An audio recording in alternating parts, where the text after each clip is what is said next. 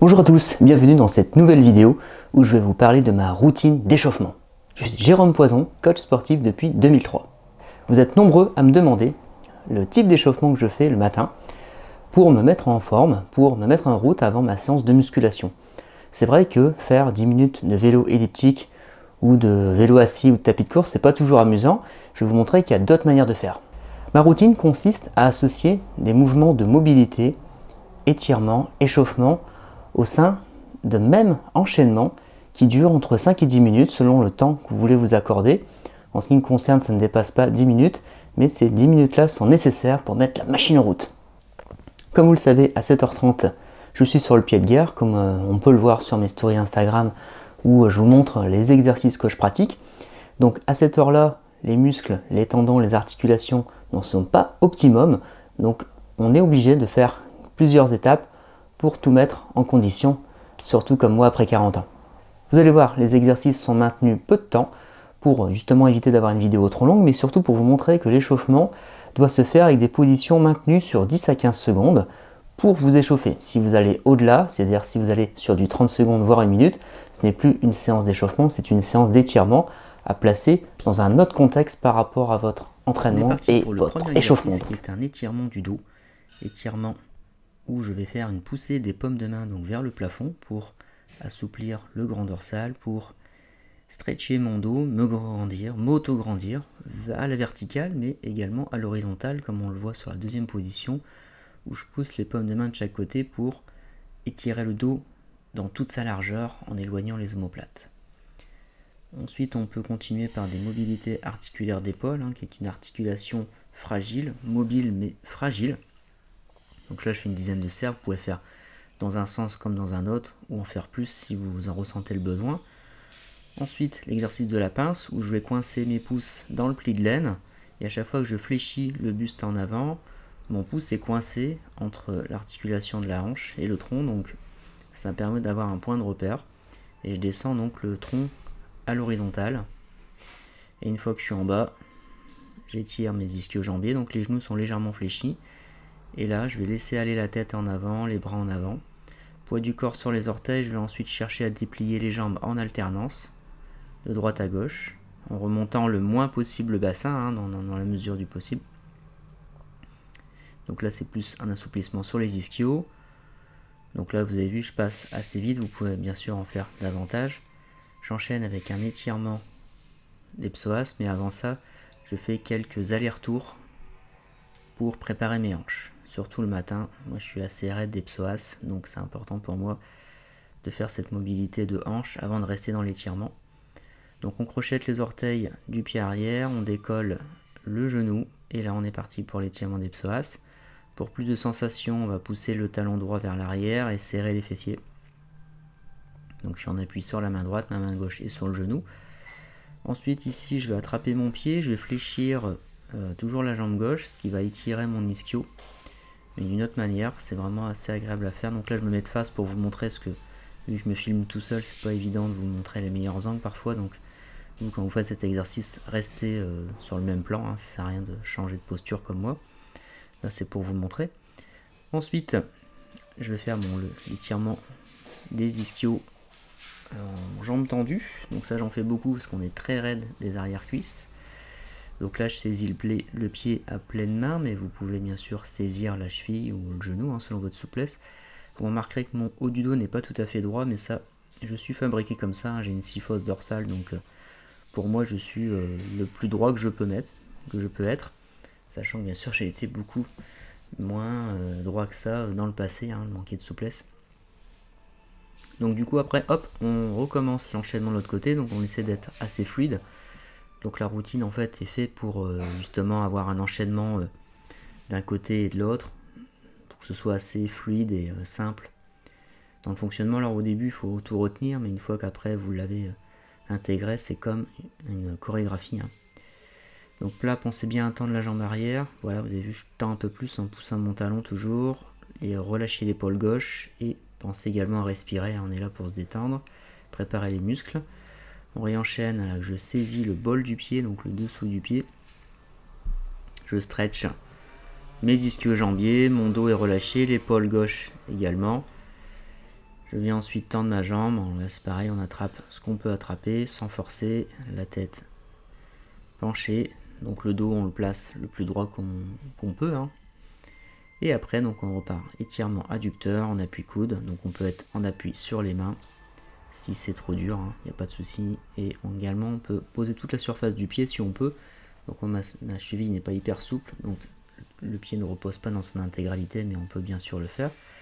Ici, position de l'enfant, donc la tête entre les bras. On enchaîne donc deuxième étirement sur le dos, le grand dorsal. Et là, vous avez vu, je place des mouvements de mobilité pour la colonne vertébrale. Donc là, je rase le sol, dos droit, et je repars dos rond. Donc ça, c'est excellent pour mettre le dos en mouvement. Et je fais dans un sens comme dans un autre. Donc ça, c'est tiré de la méthode Garuda. Donc vous pouvez également le retrouver en yoga. Hein. C'est très très bon pour la colonne vertébrale. On fait comme des vagues.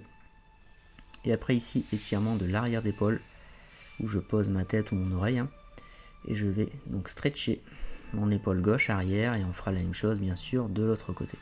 Donc si vous ne pouvez pas poser la tête, c'est pas grave, hein, vous pouvez rester en suspension.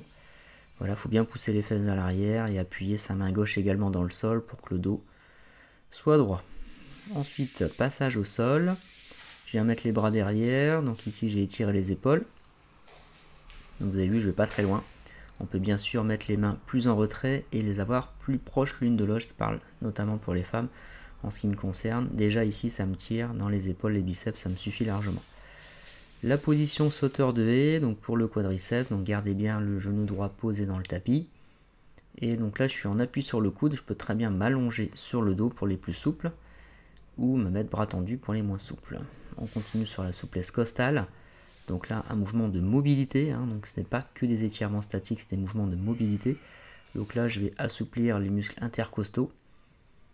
Donc ça, c'est également une souplesse qui est négligée, hein, la partie latérale du corps. L'hémithorax. On recommence.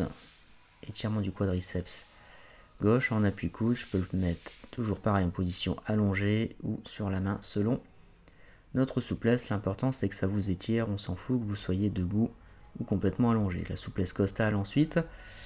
Donc là c'est pareil, hein, si vous savez mettre le bras plus tendu que moi, n'hésitez pas.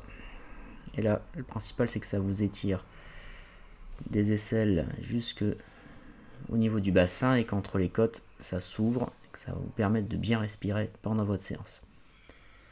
Ensuite là on va faire quelques rollings, des roulades en arrière pour se masser au niveau du dos. Donc vous allez voir que les premières, c'est pas les plus fluides parce qu'il faut que le dos s'assouplisse. Hein. Donc on se pétrit soi-même.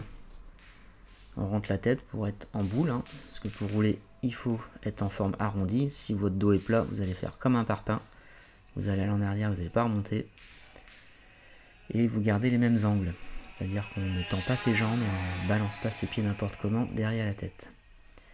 Ensuite, ici, donc on va continuer sur l'étirement des mollets et des ischios encore et du dos, donc position chien tête en bas.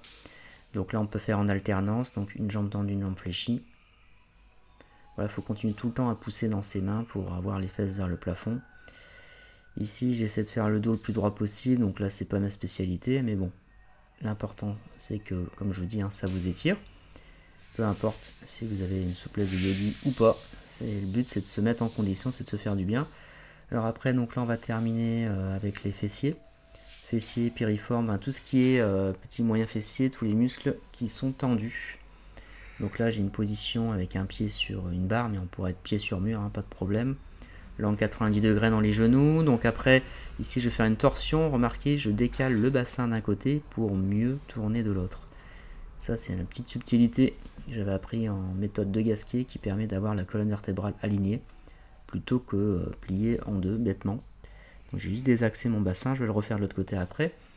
Sur la deuxième version, je commence pied au sol pour vous montrer une variante de fessier pour les gens les plus raides. On peut faire pied au sol, ce qui est plus facile, et après je refais la version pied sur barre si on est un peu plus souple. Voilà, si on va aller plus loin, on peut carrément attraper sa cuisse gauche et la ramener contre soi. Donc l'important, c'est que vous ayez la sensation d'étirement sur le côté des hanches, hein, au niveau fessier. Hop, je décale mon bassin, et là c'est parti, je stretch mon dos en gardant bien les deux épaules au sol. Ça c'est important, c'est une torsion du dos qui va étirer donc la partie lombaire, mais également à nouveau les fessiers. Et après, en transition, je ramène le bras pour pouvoir rebasculer à genoux. Donc voilà, donc ça c'est la routine d'échauffement complète. Si vous voulez en bonus, moi je fais celui-là également, qui est une suspension. Donc là j'ai les pieds dans le vide, avec le cadrage j'ai fait comme j'ai pu. Pieds en suspension, donc là c'est très très bon pour décharger la colonne vertébrale. Par contre attention, il faut avoir une certaine force dans les bras et les mains. Si on veut également rajouter un deuxième travail de mobilité, on l'a fait tout à l'heure à genoux. Là c'est la version main sur barre. Donc c'est le même travail qu'à genoux, mais en version avec la barre. Donc talon décollé, je fais dans un sens comme dans un autre. Donc ça c'est excellent, je fais ça aussi le matin, ça me fait du bien. Ça remet tout en place et après on peut attaquer sa séance. Et pour ceux qui sont assez raides des ischio-jambiers ou les personnes qui ont besoin également de travailler tout ce qui est torsion, hein, notamment les golfeurs, les tennisman, ça très très bon exercice. Et également la souplesse de la partie latérale du corps, comme j'ai parlé tout à l'heure, qui est souvent négligée. Donc là, très bonne position. Donc voilà pour cette routine. J'espère que ces exercices vous ont plu. Comme vous avez pu le voir, il y en a un grand nombre. Alors vous n'êtes pas obligé de tous les faire, mais en moins quand vous faites cette routine, vous étirez, vous échauffez chaque partie du corps. Alors évidemment, sur ce type d'exercice, il faut un appui. Comme tout à l'heure, j'ai mis le pied sur la barre, mais si vous mettez le pied au mur, c'est exactement le même principe. Ou sur une box de CrossFit, ça marche, il n'y a pas de problème, il faut juste un tapis. Donc après, je vous ai montré également un exercice complémentaire qui peut être la suspension. Donc à faire si vous avez de quoi vous suspendre ou si ça ne vous gêne pas de vous suspendre. Vous avez également la possibilité de vous étirer sur une barre, mais si vous n'avez pas une barre, vous pouvez prendre la barre de la machine Smith qu'on règle à la hauteur d'épaule ou une barre olympique qu'on règle le rack à la hauteur d'épaule. On peut très bien faire ces étirements même sans matériel de pilates. Donc comme vous avez pu le voir sur la vidéo, les positions sont maintenues 10 à 15 secondes maximum.